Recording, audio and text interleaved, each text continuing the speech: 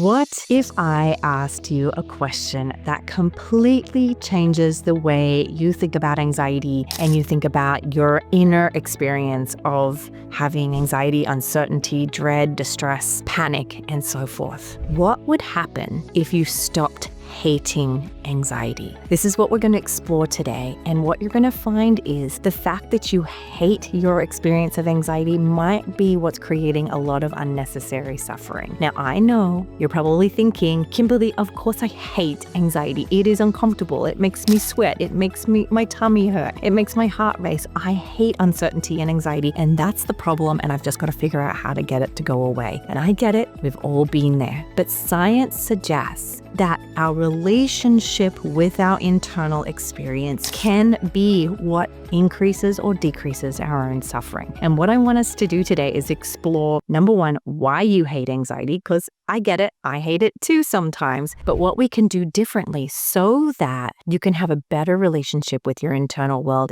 and you can move on to reduce that suffering and go and live the life that you want. So let's do this together. First of all, hello and welcome. My name is Kimberly Quinlan. You're here on Your Anxiety Toolkit podcast. This is where we give you a huge virtual hug and we give you effective, compassionate tools and strategies to help you manage anxiety. And today, let's really get into it. Why do we hate anxiety? I thought this was such an interesting question. So I actually polled my Instagram following and asked them, what is it specifically that you hate about anxiety? And the response was overwhelming. People flooded my DMs with their experience. And here I'm going to share with you some of the things that they said. They said, it interrupts my sleep. It makes me sweat. I always feel like I'm back at square one. It hits me out of nowhere. It tells lies. It distorts the truth. It's a really scary feeling. It affects my self-confidence. It's uncontrollable. That's what they hate about it. They feel like they cannot hide from it. It takes me away from the sweet moments. A lot of folks said that. A lot of people said it. I fear it will never end or never go away. It makes me feel like I cannot trust my gut or trust myself. A lot of people said it just stops joy and peace. It just takes peace and joy away from me. Others said it's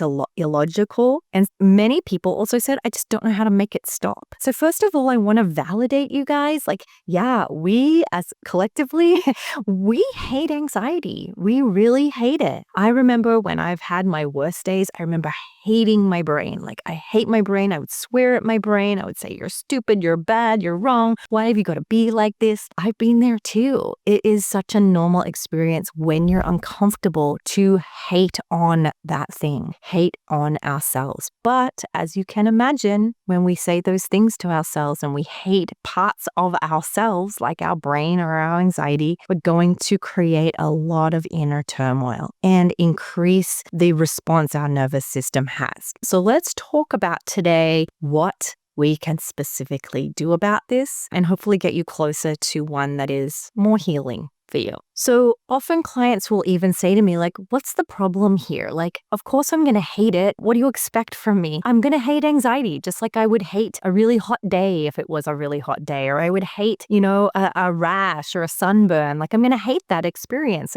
I can't love it. What do you expect of me? And I get it. But what's interesting is, don't you think it's funny how we always assume that if we're not hating something, we must be loving it? And that's black and white thinking. So I'm not suggesting today that you are going to practice loving your anxiety. Maybe you could try that if that's something you're interested in, but that's actually not what I'm suggesting. I'm actually talking about a little baby pivot to somewhere in the middle. So instead of hating it and instead of loving it, you are maybe more neutral, or maybe you're just more observing of it. The reason being is, if you're in the hating party or camp, let's say you're someone who hates your anxiety, what that does is when you have anxiety, you are resisting it. You're judging it. You're labeling it as good or bad, and in this case, bad. And what that does is that trains your brain to interpret anxiety as a bad thing, as a dangerous thing, as a threat, so that next time your brain spurts out anxiety and you have all these anxiety hormones going around your body, your brain is going to remember that you previously categorized anxiety as bad, and it's going to flood you with a threat system saying, this is really bad and this is dangerous and we've said it's bad, and it's going to create more and more discomfort for you. Remember, your brain is constantly taking notes. So if you have something and you label it as bad, your brain will continue to categorize it as bad and will continue to sort of taunt you with it. So what we want to do here first is acknowledge the good and bad that you're doing, this good, bad nature. And we want to first acknowledge that it's neither good nor bad. It's uncomfortable, but it's not bad. It's not good. It's uncomfortable. And what we can do there is have a more neutral response to that, meaning it's something, again, that's showing up in my body, and practice not telling a story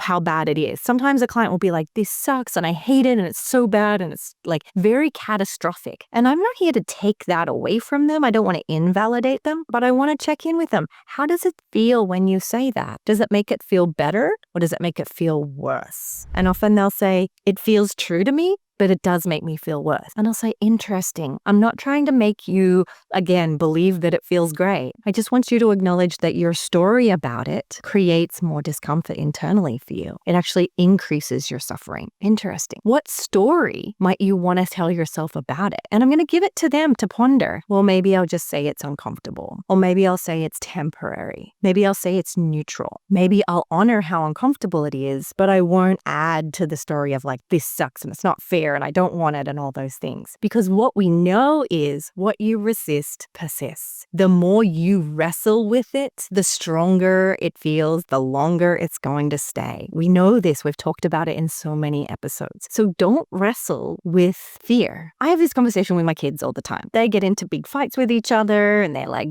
bantering back and forward. And my youngest son will be like, why does this have to be the way? And I'll say, because you both engage and like keep the bantering going. Like if you don't want to fight, walk away.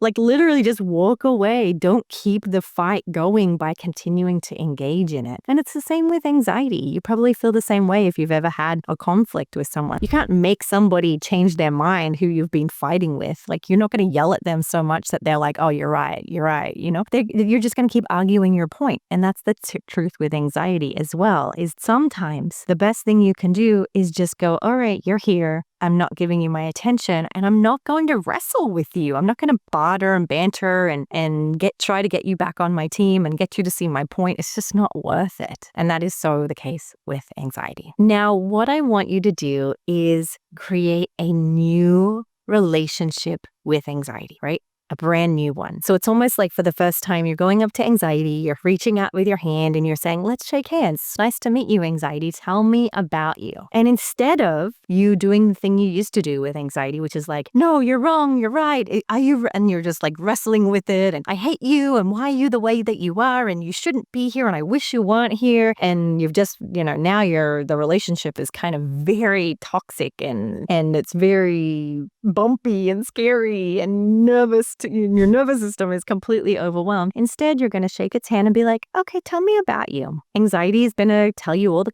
catastrophic thoughts. It's going to make you feel some feelings and some sensations in your body. And you're actually going to practice going, okay, I'm just going to observe you, but I'm not going to let you completely disrupt the direction I'm going today. Like I plan to be this kind of person. I plan to do these things. That was my goal and my agenda for the day. These are my values. Now that you're in the picture, now that you're kind of hanging around, I'm going to let you do that, but you're not going to take me away from the plan and the journey that I had planned for myself today and the way in which I wanted to show up. One thing for me that I have been practicing for a while now, which has changed things for me, is every morning I do a little visualization about how I've visually want to show up. So let's say for this podcast, I'm going to visualize me being warm and confident and encouraging and kind. Like that's the imagery I want to bring. Now, what I'm going to do is I'm actually going to practice. Let's say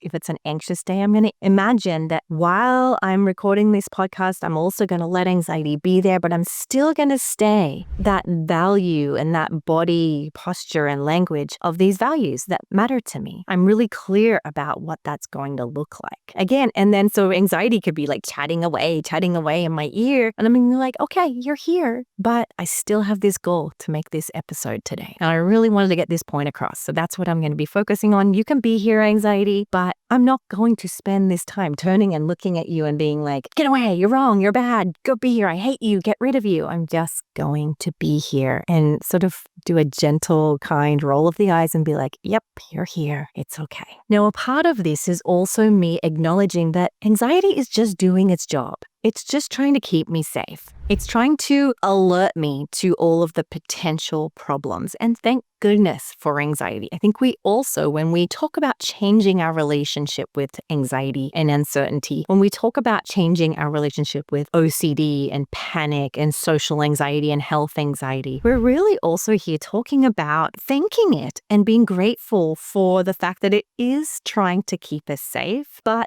it's a little bit of a drama queen, right? Like you can understand like these disorders of our brain, they are over the top. They're just like alerting us of every catastrophic thing. They're just, the alarm system is just too sensitive in this case. And so what we want to do is we want to make sure to thank it for doing its job, but then again to say, I thank you for telling me that. I'm not going to validate what you have to say by giving you my attention. I'm not going to acknowledge that is actually real. I'm going to actually stay here in the present. Because if, let's say, anxiety or your OCD or your social anxiety or health anxiety or depression, your panic, whatever it might be, is saying this is really important, and then you treat it like it's important by giving it your attention, your time, changing your behaviors, you reinforce that it's important. And so it's going to keep sending you the message that this is dangerous and important and you better act fast. We actually want to break that cycle. This is what we talk about in every one of our courses. If you are, no matter what condition you have, if you have it and you respond as if it's important and dangerous and imminent, you are going to keep that cycle going. You're going to reinforce it. And so we have to intervene, not by making the anxiety go away or hating it or pushing it away. We intervene by not responding to it in that same way. Again, you don't get into a fight with it. You don't fight and wrestle with it on the ground because you won't win that one. You won't. It's sort of like, with politics today where let's say someone has a different view. You guys could yell and scream all day and fight and wrestle and you're probably not going to change their mind. It's going to be very fruitless in that all you're going to have done is spent hours fighting with someone who's probably not going to change their mind. Now that's the case with anxiety as well. You're not going to be able to rationally change the way that it sees the world. It thinks it's doing its job. It thinks it's doing you a favor. It's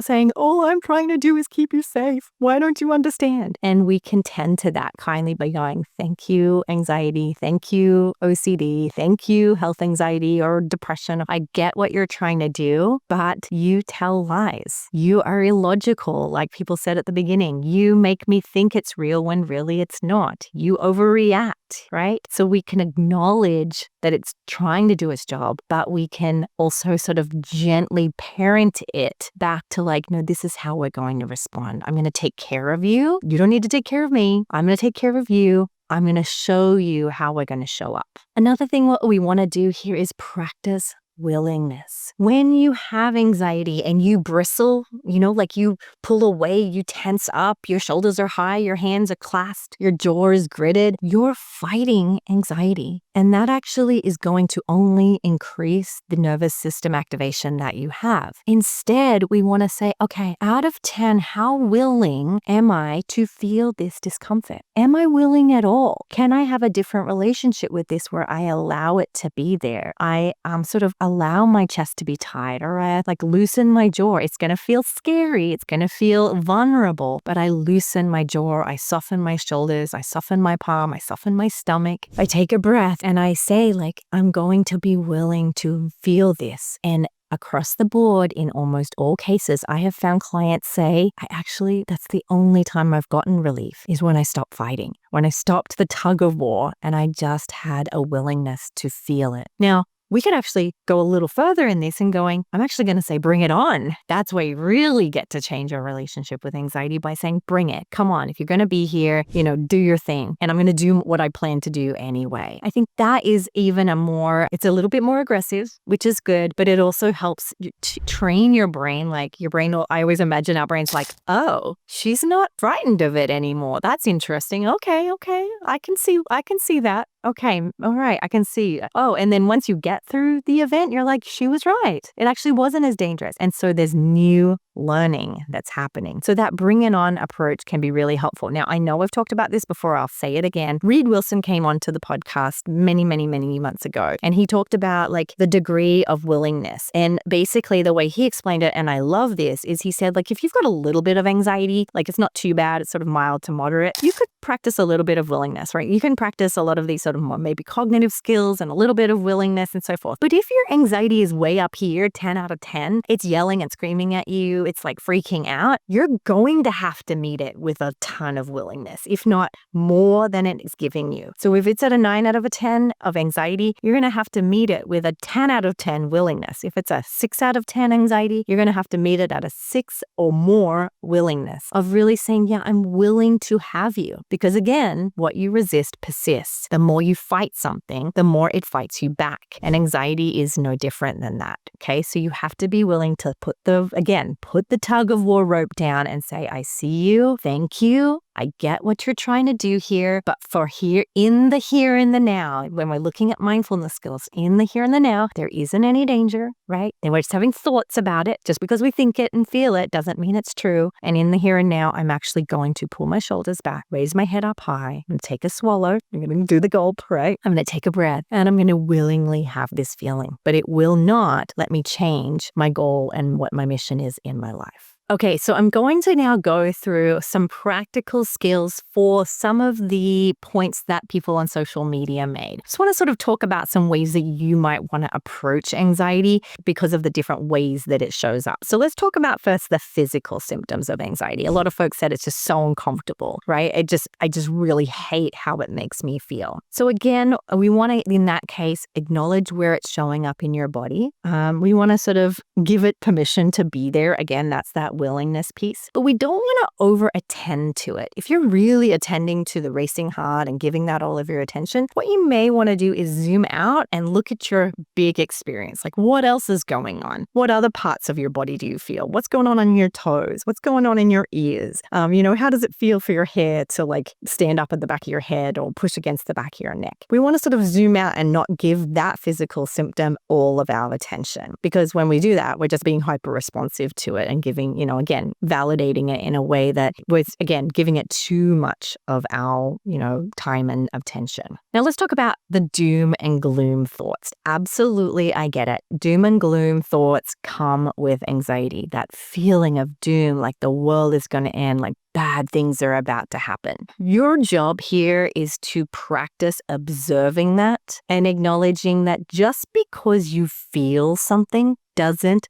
mean it's true. That's what we call emotional reasoning. Just because you feel it, it doesn't make it a fact. Instead, we want to go, okay, I'm observing the feeling that bad things are going to happen, and that's just a feeling or a thought. I'm going to bring myself back to the moment and allow that discomfort to be there. I might even shrug and go, okay, I see you, maybe not, but we're not going to tend to it as if it is a fact. The next thing is, a lot of people says it takes a lot of my time and energy. Okay, I get it. But the thing here is you may have displaced your hate to anxiety when it's not anxiety's fault. This is where I talk about personal responsibility and compassionate responsibility. Anxiety in the past, it does take up our time. It does mean that we give it too much attention, but that's not particularly anxiety's fault. It's actually because we in that moment chose to give it our attention. Now, I'm not blaming you. This is not about beating yourself up. It's saying, I chose that. I was doing the best I could with what I had at that time. Yes, it did take a lot of my time. It did take a lot of my energy up to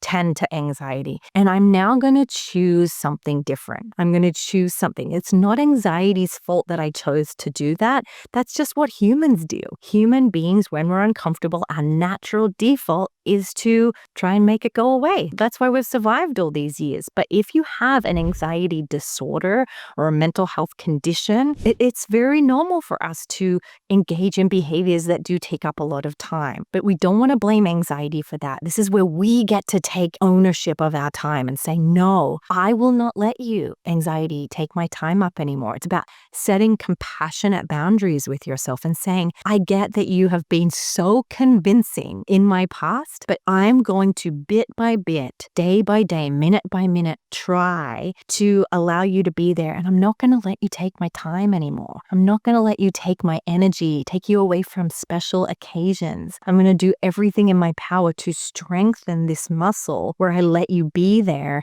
and I don't let you take me away from the things I value and I love. Be very gentle with yourself here. You're doing the best you can. You did the best you could with what you knew and what you had in that moment. Now, there are a bunch of folks who said, it interrupts my sleep and I hate that. I'm tired. I feel awful. I'm up for hours and I get it. Again, we want to embrace yourself with compassion here. Anxiety does really impact your sleep. It's true. If you're really struggling with this, please do go. We've got some episodes on your anxiety toolkit about sleep, or go see a sleep specialist to help with that. Make sure you have a beautiful sleep routine, a bedtime routine that will help you. And in this case too, in the night, if you are having a lot of anxiety, that is the perfect time to befriend that anxiety. Again, even though you're not getting sleep in that moment, you're getting the benefit of strengthening that muscle of having a healthy relationship when it does show up. So for me, if it's anxiety is bugging me at night, I might make sure I have a good sleep routine and go, okay, this is an opportunity for me to have a sleepless night, but not engage in that wrestle with anxiety and hate it. And again,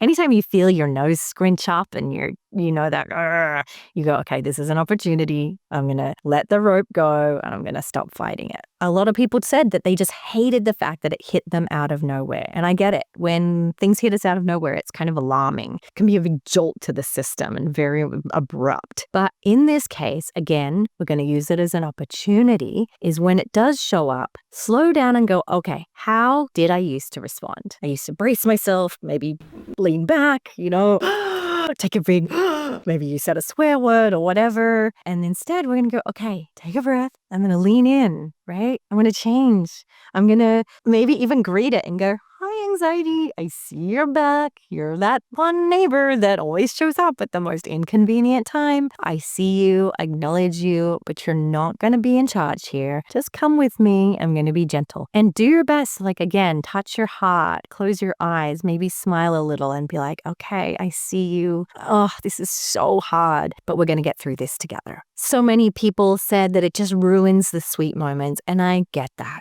I get that. Anxiety has ruined some sweet moments for me as well. This is where, again, please be gentle with yourself. You are doing the best you can. And this is where we can open up for imperfection. We were never promised that it was going to be perfect, right? We were never promised that we would get to have all the sweet moments and have them be completely blissful. In fact, I spend a lot of time with my clients really talking about how expectations can be sometimes the biggest cause of our suffering.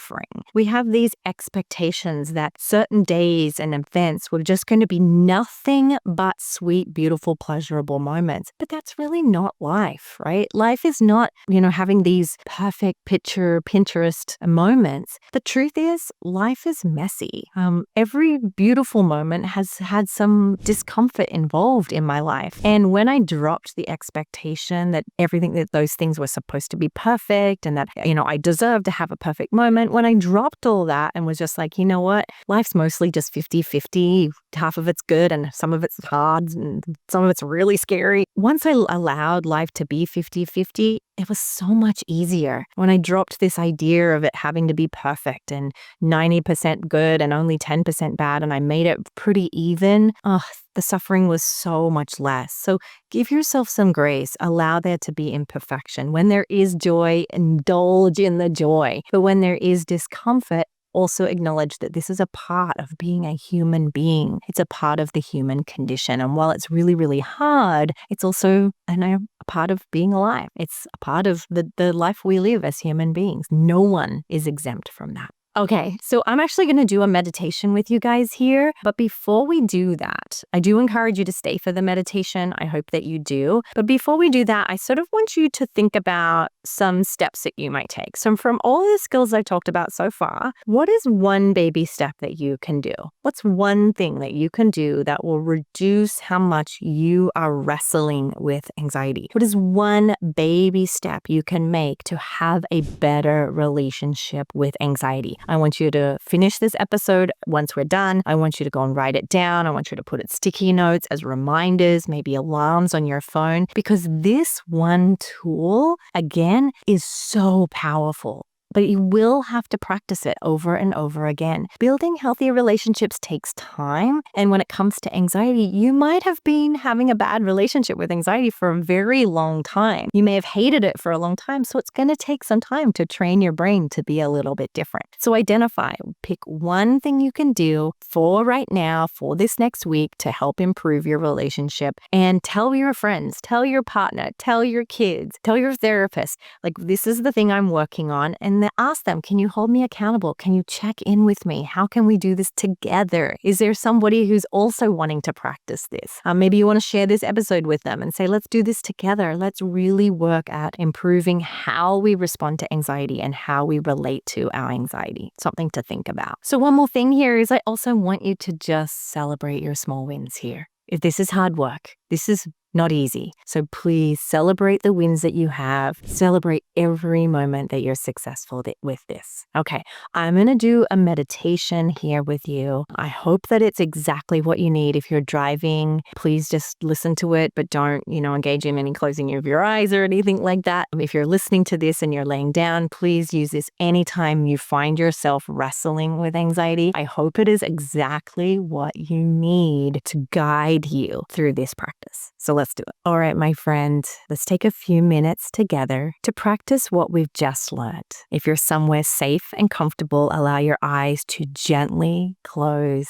Soften your gaze. Let your hands rest easily on your lap or by your sides. Begin by noticing the rhythm of your breath. You don't need to change it. Just feel it. A natural breath in, a natural soft breath out. We're not doing deep breathing here. And if you like, you can imagine the breath as a gentle wave rising and falling in the body. Now, bring your attention to any place in your body where you sense anxiety. Maybe it's a tightness in your chest, a flutter in your stomach, a heaviness in your shoulders, even a buzzing underneath your skin. There's no need to push it away. Simply say to yourself, this is what anxiety feels like to me right now. Now, I want you to invite a little curiosity towards this sensation. Can you notice where it begins and starts? Where is its edges? Is it warm or cool? Does it move or does it stay still? You don't have to figure it out. You don't have to fix it. Just be with it. Sit beside it like a friend who's having a hard day. If any thoughts pop up like, I hate this, make it stop, I want you to notice those too. Maybe gently smile and acknowledge. You might even say to your mind, this is thinking. Label it as thinking, and then gently return your focus to your breath and your body. Now, you might need to do this over and over in your daily practice and in this meditation, and that's okay. If you notice you're thinking, just label it as thinking and bring yourself back to the present moment, right? This is how we practice non-hatred. We do it by noticing it, but not fighting it. Now, I want you to imagine offering your anxiety some kind words. You might silently say, I don't have to love you, but I don't have to hate you either. You might say, I know you're trying to protect me in your own way. You might say, it's safe for you to be here right now. You might feel free to use words that feel right to you, right? So if there's something you want to mention to your anxiety that is kind and caring, do so. And if you don't, you can just sit with the intention of softening around the areas where anxiety shows up. Now I want you to expand your awareness a little wider. Notice the space around your discomfort. Maybe there's some calm around the outskirts of where you're noticing this anxiety. Maybe you can offer it a soft breath. Maybe you can put your feet on the ground or a soft touch if that's what you need, where that area is. And you can remind yourself, I'm more than this anxiety. There is more to me in this moment, that this is temporary. This is not forever, and it's not a sign of danger. I want you to take 3 slower breaths now, in through your nose if you can, out through your mouth if that feels good to you. And with each exhale, just see if you can soften your breath a little. Even if anxiety stays present, we're not trying to get it to go away.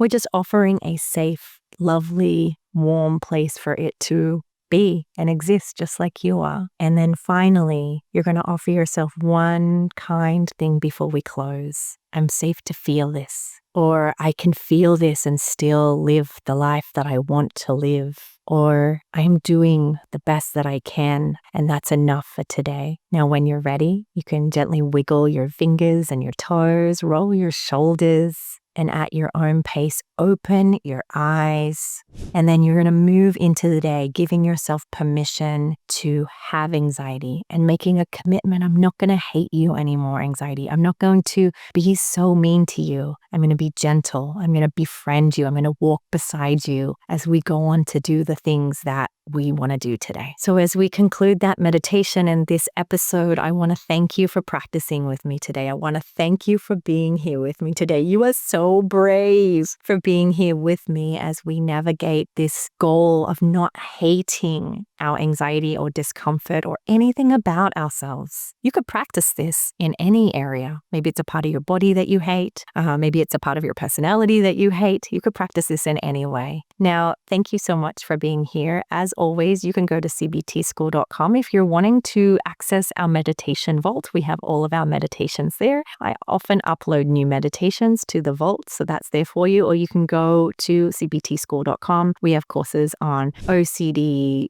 anxiety, depression. We have mindfulness courses. We have time management courses. We are having new courses come out all the time. We have a BDD course coming out, so please do access those.